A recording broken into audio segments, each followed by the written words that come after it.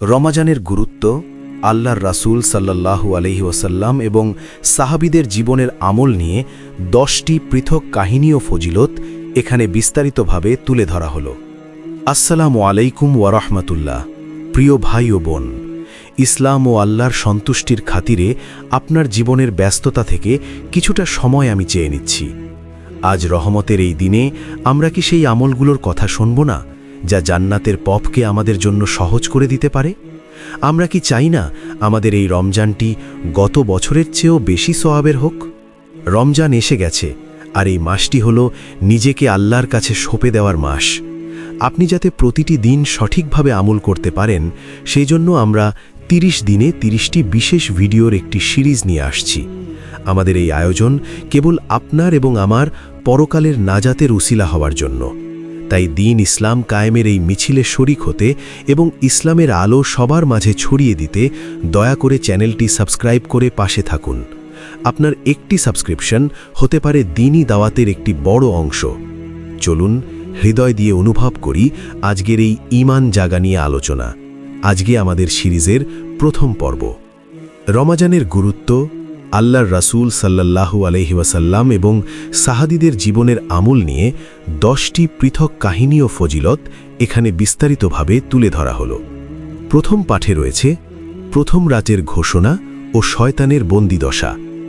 রমজানের চাঁদ যখন মদিনার আকাশে প্রথম উদিত হতো, তখন চারপাশের বাতাসে এক অলৌকিক সুবাস ছড়িয়ে পড়ত। এটি কেবল একটি মাসের শুরু ছিল না, বরং এটি ছিল রহমতের এক বিশাল সমুদ্রের দুয়ার খুলে যাওয়া। বিশ্বনবী সাল্লাল্লাহু আলাইহি ওয়াসাল্লাম সাহাবীদের ডেকে যখন বলতেন রমজানের প্রথম রাতে শয়তান ও অবাধ্য জিনদের শিকল দিয়ে বন্দী করা হয়, তখন সাহাবীদের চোখে মুখে আনন্দের অশ্রু চিকচিক করে উঠত। তারা ভাবতেন যে গত 11 মাস যে শয়তান তাদের কুপথে নেওয়ার চেষ্টা করেছে, আজ আল্লাহ তাকে শিকলবন্দি করে আমাদের জন্য জান্নাতের পথ সহজ করে দিয়েছেন। এই রাতে আল্লাহ তাআলা ঘোষণা করেন, হে কল্যাণের অন্বেষারী, এগিয়ে এসো, আর হে মন্দের অন্বেষারী, থেমে যাও। সাহাবীরা এই প্রথম রাতেই মদিনার মসজিদে নববীতে জমায়েত হতেন। তাদের মনে এক অদ্ভুত প্রশান্তি কাজ করত, কারণ তারা জানতেন আজ থেকে জাহান্নামের সেই লেলিহান শিখার দরজাগুলো শক্তভাবে বন্ধ করে দেওয়া হয়েছে এবং জান্নাতের 8টি রাজকীয় দরজা আমাদের অভ্যর্থনা জানাতে খুলে যাওয়া হয়েছে। সাহাবীরা এই প্রথম রাতেই আল্লাহর কাছে সিজদায় পড়ে যেতেন। তারা কাঁদতেন আর বলতেন, হে আল্লাহ, শয়তান তো বন্দী হলো, এখন আমার ভেতরের নফসকে তুমি পবিত্র করে দাও।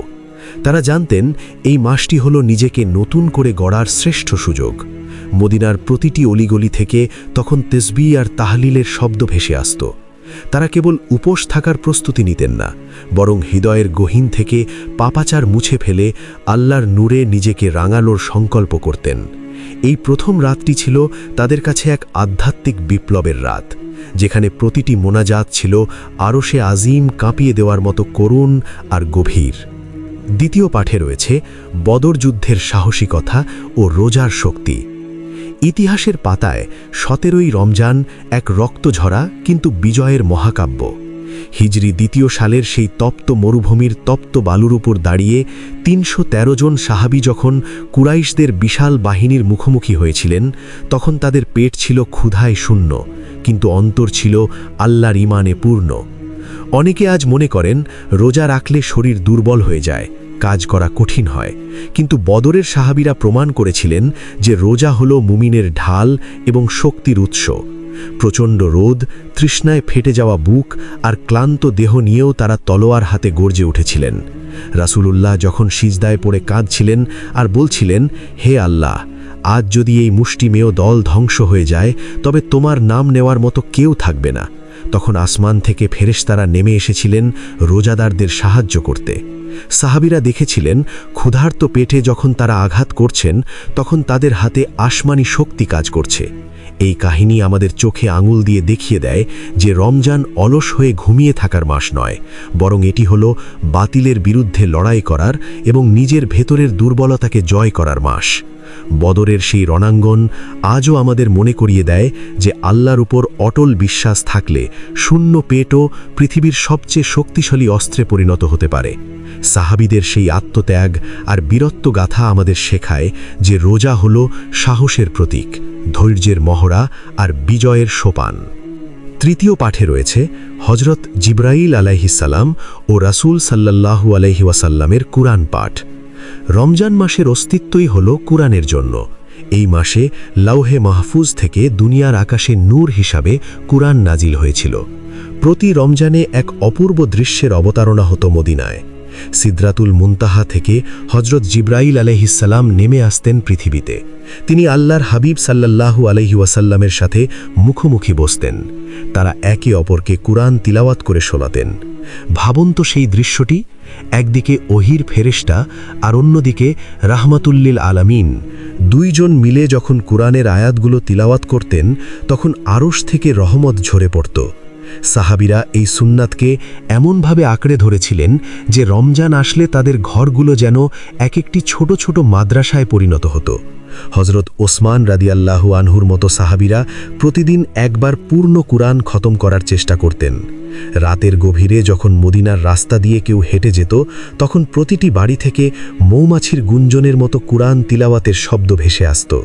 তারা কেবল তিলাওয়াত করতেন না, বরং প্রতিটি আয়াতের গভীরে ডুবে গিয়ে চোখের জল ফেলতেন। এই কাহিনী আমাদের বর্তমান জীবনকে প্রশ্নবিদ্ধ করে।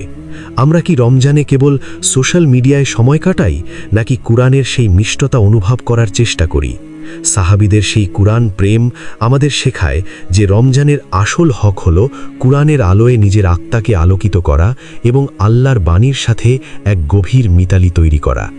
চতুর্থ পাঠে রয়েছে প্রবাহিত বাতাসের চেয়েও বেশি দানশীলতা। দানশীলতা মুমিনের ভূষণ, কিন্তু রমজানে সাহাবীদের দানশীলতা ছিল অকল্পনীয়। হজরত ইবনে আব্বাস রাদিয়াল্লাহু আনহু বর্ণনা করেছেন যে রাসূলুল্লাহ সাল্লাল্লাহু আলাইহি ওয়াসাল্লাম এমনিতেই পৃথিবীর সবচেয়ে দয়ালু মানুষ ছিলেন, কিন্তু রমজান আসলে তার দান করার গতি প্রবাহিত বাতাসের চেয়েও বেড়ে যেত। প্রবাহিত বাতাস যেমন সবার কাছে পৌঁছায়, কাউকে বঞ্চিত করে না, তেমনি রাসূলের দানও ছোট বড় ধনী গরিব সবার কাছে পৌঁছে যেত। সাহাবীরা এই আমল দেখে নিজেদের উজাড় করে দিতেন। হজরত আবু বকর রাদিয়াল্লাহু আনহু তার ঘরের শেষ সম্বলটুকুও রমজানে বিলিয়ে দিতে দ্বিধা করতেন না। একবার এক সাহাবী ইফতারের জন্য সামান্য একটু দুধ সংগ্রহ করেছিলেন। সারাদিনের প্রচণ্ড ক্ষুধার পর যখন তিনি প্রথম চুমুক দিতে যাবেন, তখনই দরজায় এক সাইল বা ভিক্ষুকের আওয়াজ এলো। সেই সাহাবী এক মুহূর্তের জন্য চিন্তা না করে নিজের ইফতারের সেই একমাত্র সম্বলটুকু ওই ভিক্ষুকের হাতে তুলে দিলেন এবং নিজে শুধু পানি দিয়ে রোজা ভাঙলেন। এই যে ত্যাগের মহিমা, এটাই ছিল সাহাবীদের রমজান। তারা জানতেন যে রমজানে 1 টাকা দান করলে 70 গুণ সওয়াব পাওয়া যায়। তারা সম্পদ জমা করার প্রতিযোগিতায় নামতেন না, বরং কে কত বেশি বিলিয়ে দিতে পারে সেই প্রতিযোগিতায় নামতেন। তাদের এই দানশীলতা ছিল নিঃস্বার্থ, যেখানে কোনো লোক দেখানো ভাব ছিল না, ছিল কেবল আল্লাহর সন্তুষ্টির তীব্র আকাঙ্ক্ষা। আজ আমাদের সমাজে যখন প্রাচুর্যের ভিড়ে অভাবীদের দীর্ঘশ্বাস শোনা যায়, তখন সাহাবীদের এই দানশীলতার কাহিনী আমাদের হৃদয়ে নাড়া দিয়ে যায়। পঞ্চম পাঠে রয়েছে ইফতার করানোর অসামান্য সওয়াব। মদিনার দরিদ্র সাহাবীরা একবার ব্যথিত মনে আল্লাহর রসুল সাল্লাল্লাহু আলাইহি ওয়াসাল্লামের কাছে এলেন। তারা বললেন, হে আল্লাহর রসুল, ধনীর তো অনেক সামর্থ্য আছে অন্যকে ইফতার করানোর, কিন্তু আমরা তো গরিব, আমাদের তো সেই সামর্থ্য নেই। আমরা কি তবে সেই বিশাল সওয়াব থেকে বঞ্চিত হব? রসূলুল্লাহ তার চিরচেনা মায়াবী হাসিতে তাদের আশ্বস্ত করে বললেন, না আমার সাহাবীরা, যে ব্যক্তি একজন রোজাদারকে সামান্য একটি খেজুর কিংবা 1 ঢোক পানি দিয়েও ইফতার করাবে, আল্লাহ তাকে ওই রোজাদারের সমান সওয়াব দেবেন এবং এতে রোজাদারের সওয়াব বিন্দুমাত্র কমবে না। এই ঘোষণা শোনার পর মদিনার প্রতিটি ঘরে ঘরে আনন্দের বন্যা বয়ে গেল। অভাবী সাহাবীরাও এখন সওয়াব লুফে নেওয়ার প্রতিযোগিতায় নামলেন। তারা ইফতারের সময় রাস্তার মোড়ে মোড়ে 1 আঁজলা পানি কিংবা একটি শুকনো খেজুর নিয়ে দাঁড়িয়ে থাকতেন মুসাফিরদের জন্য। তারা অন্যের মুখে খাবার তুলে দিয়ে নিজের ক্ষুধার জ্বালা ভুলে যেতেন। তাদের মধ্যে এক অদ্ভুত ভ্রাতৃত্ববোধ কাজ করত। তারা বিশ্বাস করতেন ইফতারি শেয়ার করার মাধ্যমে কেবল পেট ভরে না, বরং জান্নাতে নিজেদের রিজিকও প্রশস্ত হয়। এই কাহিনী আমাদের শেখায় যে ইফতার পার্টি মানে কেবল দামি রেস্তোরাঁয় খাওয়া নয়, বরং ইফতার মানে হল এক টুকরো খেজুর দিয়ে হলেও কোনো তৃষ্ণার্ত মানুষের পাশে দাঁড়ানো। সাহাবীদের সেই সরলতা আর ত্যাগের শিক্ষা আমাদের ইফতারের দস্তরখানকে আরও বরকতময় করে তুলতে পারে। ষষ্ঠ পাঠে রয়েছে লাইলাতুল কদরের অনুসন্ধান ও ইতেকাফ। রমজান মাসের শেষ 10 দিন যখন ঘনিয়ে আসত, মদিনার মসজিদে নববীতে এক অন্যরকম আধ্যাত্মিক আবহ তৈরি হতো। আল্লাহর রসুল তখন দুনিয়ার সব কাজ থেকে নিজেকে সরিয়ে নিয়ে মসজিদে ইতেকাফে বসতেন। তিনি কোমরে কাপড় শক্ত করে বেঁধে নিতেন, যার অর্থ হল এখন কেবল ইবাদত আর ইবাদত। সাহাবীরাও তার ছায়াতলে ইতেকাফে সামিল হতেন। তারা জানতেন এই 10 রাতের মধ্যেই লুকিয়ে আছে সেই মহামূল্যবান রাত লাইলাতুল কদর, যা 1000 মাসের চেয়েও শ্রেষ্ঠ। হজরত আয়েশা রাদিয়াল্লাহু বর্ণনা করেন, এই রাতগুলোতে রসুল সারা রাত নিজে জেগে থাকতেন এবং পরিবারের প্রতিটি সদস্যকে জাগিয়ে দিতেন। সাহাবীরা এই রাতে আল্লাহর ভয় আর ভালোবাসায় এত বেশি কাঁদতেন যে তাদের চোখের পানিতে মসজিদের মেঝে ভিজে কাদা হয়ে যেত।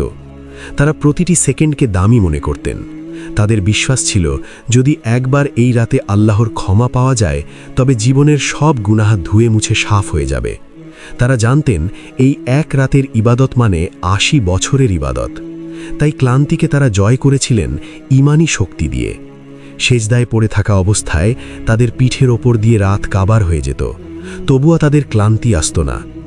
এই কাহিনী আমাদের অলস রাতগুলোকে জাগিয়ে তোলার প্রেরণা দেয়। সাহাবীদের সেই আকুতি আর শেষ দশকের সেই ত্যাগ আমাদের মনে করিয়ে দেয় যে মুক্তি পেতে হলে শেষ মুহূর্ত পর্যন্ত লড়াই চালিয়ে যেতে হয়। সপ্তম পাঠে রয়েছে রোজাদারের মুখের ঘ্রাণ ও জান্নাতের রাইয়ান দরজা।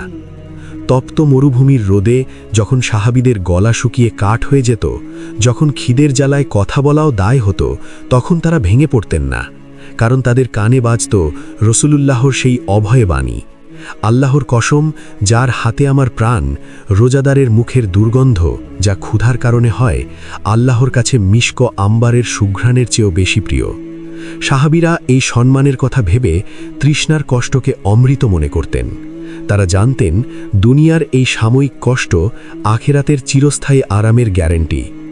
রসুলুল্লাহ তাদের আরও বলতেন যে জান্নাতে একটি বিশেষ তোরণ আছে যার নাম রাইয়ান। এই দরজা দিয়ে কিয়ামতের দিন কেবল রোজাদাররাই ভিড় জমাবে। যখন শেষ রোজাদারটি প্রবেশ করবে তখন দরজাটি চিরতরে বন্ধ করে দেওয়া হবে। সাহাবীরা এই রাইয়ান দরজা দিয়ে জান্নাতে যাওয়ার স্বপ্নে বিভোর থাকতেন। তারা ভাবতেন, যদি দুনিয়াতে একটু পানির তৃষ্ণা সহ্য করি তবে মহান আল্লাহ নিজ হাতে জান্নাতে হাউজে কাউসারের পানি পান করাবেন, যা পান করার পর আর কোনোদিন তৃষ্ণা লাগবে না। তাদের এই বিশ্বাস এতটাই প্রবল ছিল যে বৃদ্ধ বয়সেও তারা রোজা ছাড়তেন না। তাদের কাছে রোজা ছিল এক প্রেমের পরীক্ষা, যেখানে জয়ী হওয়ার পুরস্কার ছিল স্বয়ং আল্লাহর দিদার। সাহাবীদের এই ধৈর্য আমাদের শেখায় যে ইবাদতের পথে আসা প্রতিটি কষ্ট আসলে আল্লাহর পক্ষ থেকে আসা এক একটি পুরস্কারের নামান্তর। অষ্টম পাঠে রয়েছে গীবত ও অনর্থক কথা পরিহার। রোজা মানে কেবল পেটের উপবাস নয়, রোজা মানে অঙ্গ প্রত্যঙ্গের পবিত্রতা। একবার রসুলুল্লাহ দেখলেন 2 জন মহিলা রোজা রাখা অবস্থায় অন্য মানুষের গীবত বা পরনিন্দা করছে। তিনি তাদের কাছে গিয়ে বললেন, তোমরা আল্লাহর হালাল করা খাবার থেকে বিরত আছো ঠিকই, কিন্তু তোমরা মানুষের মাংস খেয়ে গীবত করে তোমাদের রোজা নষ্ট করে ফেলেছ। এই কথাটি সাহাবীদের অন্তরে তীরের মতো বিঁধেছিল। তারা বুঝতে পেরেছিলেন জিহবার লাগাম ছাড়া রোজা রাখা মানে হলো কেবল অনর্থক উপোস থাকা। হযরত আবু হুরায়রা রাদিয়াল্লাহু বলতেন, যখন তুমি রোজা রাখো তখন তোমার কানেরও রোজা রাখা উচিত, চোখেরও রোজা রাখা উচিত এবং জিহবাকেও মিথ্যা ও গীবত থেকে বিরত রাখা উচিত। সাহাবীরা রমজান মাসে মসজিদে চুপচাপ বসে থাকতেন, যেন কারো সাথে কথা বলতে গিয়ে ভুলে গীবত না হয়ে যায়। তারা অনর্থক আড্ডা ও বিতর্ক থেকে নিজেকে গুটিয়ে নিতেন। তাদের প্রতিটি কথা ছিল জিকির আর প্রতিটি নীরবতা ছিল ফিকির। তারা জানতেন একটি মিথ্যা কথা বা একটি কটু বাক্য সারা দিনের কষ্টকে ধুলোয় মিশিয়ে দিতে পারে। সাহাবীদের এই সতর্কতা আমাদের বর্তমান যুগের মানুষের জন্য এক বিশাল শিক্ষা, যেখানে আমরা রোজা রেখেও সারাদিন অন্যের সমালোচনা আর সোশ্যাল মিডিয়ায় অনর্থক তর্কে লিপ্ত থাকি। সাহাবীরা আমাদের শিখিয়েছেন পূর্ণাঙ্গ রোজা হলো আত্মার পরিচ্ছন্নতা, যেখানে শরীরের প্রতিটি অংশ আল্লাহর হুকুমের অনুগত হয়। নবম পাঠে রয়েছে জান্নাতের হুরদের গান ও অভ্যর্থনা। ইসলামিক রেওয়াতে আছে রমজান মাসের আগমনে জান্নাতকে এমনভাবে সাজানো হয় যেমন একজন কনেকে সাজানো হয়। আরশের নিচ থেকে এক পবিত্র বাতাস জান্নাতের পাতায় পাতায় ঝংকার তোলে। সাহাবীরা এই আধ্যাত্মিক সত্যকে হৃদয়ে লালন করতেন। তারা বিশ্বাস করতেন যে রমজানে যারা নিষ্ঠার সাথে সিয়াম ও কিয়াম অর্থাৎ দাঁড়িয়ে ইবাদত পালন করে, জান্নাতের হুরেরা তাদের জন্য ব্যাকুল হয়ে অপেক্ষা করে। এই আকাঙ্ক্ষা তাদের রাতের ঘুমের চেয়েও বড় ছিল। হজরত উমর রাদিয়াল্লাহু যখন দেখলেন মানুষ আলাদা আলাদাভাবে নামাজ পড়ছে, তখন তিনি সবাইকে এক ইমামের পেছনে তারাবিহের নামাজ পড়ার ব্যবস্থা করে দিলেন। সেই থেকে শুরু হলো এক নতুন জোয়ার। সাহাবীরা ঘণ্টার পর ঘণ্টে দাঁড়িয়ে কুরআন শুনতেন। তাদের পা ফুলে যেত, কিন্তু অন্তরে জান্নাতের সেই উচ্চ মাকাম পাওয়ার নেশা তাদের বসতে দিত না। তারা লাঠিতে ভর দিয়ে দাঁড়িয়েও দীর্ঘ তিলাওয়াত শুনতেন।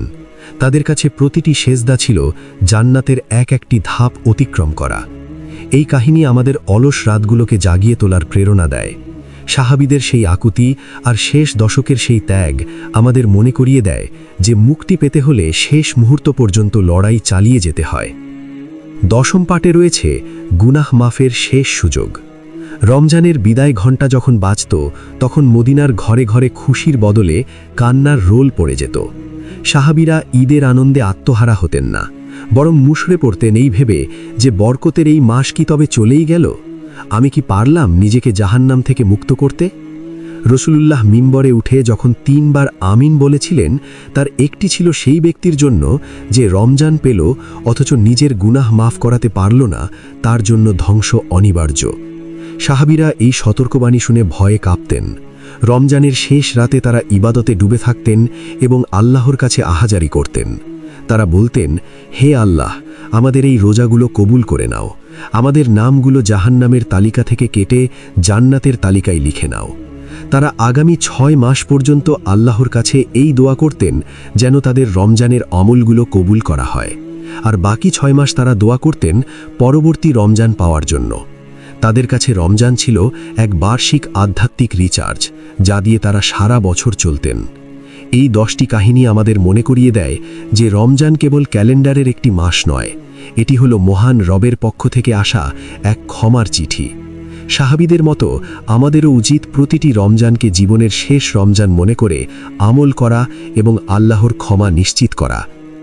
সুপ্রিয় দিনী ভাই ও বোন, আজকের এই আলোচনা থেকে আমরা বুঝতে পারলাম রমজান কেবল না খেয়ে থাকার নাম নয়, বরং এটি নিজেকে নতুন করে গড়ার এক পরম সুযোগ। কে জানে, এটাই হয়তো আপনার বা আমার জীবনের শেষ রমজান। আগামী বছর এই পবিত্র মাসে আমরা হয়তো কবরের অন্ধকার ঘরে শুয়ে থাকব, যেখানে আমল করার আর কোনো সুযোগ থাকবে না। তাই আসুন আজ থেকেই আমরা পাক্কা নিয়ত করি, এই রমজানকে আমরা নষ্ট হতে দেব না। প্রিয় ভাই ও বোন, ইসলামের এই সুন্দর বার্তাগুলো কি শুধু আপনার কাছেই সীমাবদ্ধ রাখবেন? আল্লাহর সন্তুষ্টির জন্য ভিডিওটি একটি শেয়ার করে দিন। হতে পারে আপনার একটি শেয়ারের কারণে অন্য একজন মানুষ আমল করতে উৎসাহিত হবে, আর তার সওয়াবও আপনার আমলনামায় জমা হবে। ভিডিওটি ভালো লাগলে একটি লাইক দিবেন এবং কমেন্ট বক্সে আপনার মূল্যবান মতামত বা অন্তত একটি আমিন লিখে যাবেন।